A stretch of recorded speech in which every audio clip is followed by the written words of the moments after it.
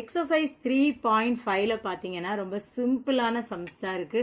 First question subtract -2 into xy whole square. இந்த xக்கும் yக்குமே இந்த square வந்து அப்ளிகபிள். நெக்ஸ்ட் பிராக்கெட்ல என்ன இருக்கு? y cube plus 7x square y plus 5 from 5y square into x square y cube minus 2x power 4y plus 10x square. எப்பயுமே நம்ம சப்ட்ராக்ஷன்ல நமக்கு தெரியும் இல்லையா, ஃப்ரம்முக்கு அடுத்து என்ன இருக்கோ அதை தான் நம்ம வந்து முதல்ல எழுதிக்க போறோம். ஸோ ஃபர்ஸ்ட் என்ன கொடுத்துருக்காங்க? 5y square into x square y cube minus 2x power 4y plus 10x square. Bracket போட்டிருந்தா we are doing the multiplication. So உள்ள 3 டேர்ம் இருக்குது இல்லையா, ஒவ்வொரு டேர்ம் கூடயும் நம்ம 5y square எல்லாம் நம்ம மல்டிப்ளை பண்ணணும். ஸோ இப்போ இதில் பார்த்தீங்கன்னா y இருக்குது இல்லையா, பேஸ் ஆர் சேம்னா பவர் என்ன பண்ணுவோம், நம்ம ஆட் பண்ணுவோம். ஸோ இங்கே என்ன மல்டிப்ளை பண்ணலாமா? First 5x square.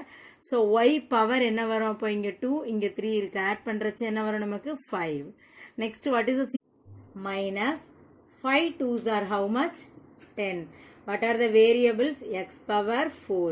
So வெளியில y variable என்ன இருக்கு பாத்தீங்கன்னா y square, உள்ள வந்து y power 1. அப்ப ஆட் பண்றச்சே நமக்கு என்ன வரும்? y cube. நெக்ஸ்ட் என்ன சிம்பல் இருக்கு? Plus. 5 10s are how much? 50. x square y square. So நம்ம மல்டிப்ளை பண்ணியாச்சா? ஸோ நெக்ஸ்ட் என்ன எழுதிக்க போகிறோம்? ஃபர்ஸ்ட் கொடுத்துருக்க வேல்யூ எழுதிக்கலாமா? -2. இது என்ன எடுத்திருக்கோம்? xy whole square. அப்போ நம்ம இதை என்ன பண்ணிக்கலாம்? x square y square. ஏன்னா அந்த ஸ்கொயர் வந்து இந்த ரெண்டு வேரியபிளுக்குமே நமக்கு அப்ளிகபிள். ஸோ நெக்ஸ்ட் ப்ராக்கெட்டில் என்ன இருக்குது நமக்கு? y cube plus 7x square y plus 5.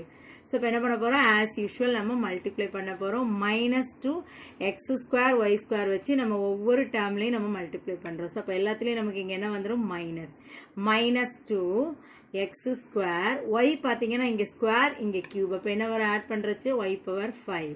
So next என்ன வரும் நமக்கு? -7 2s are 14.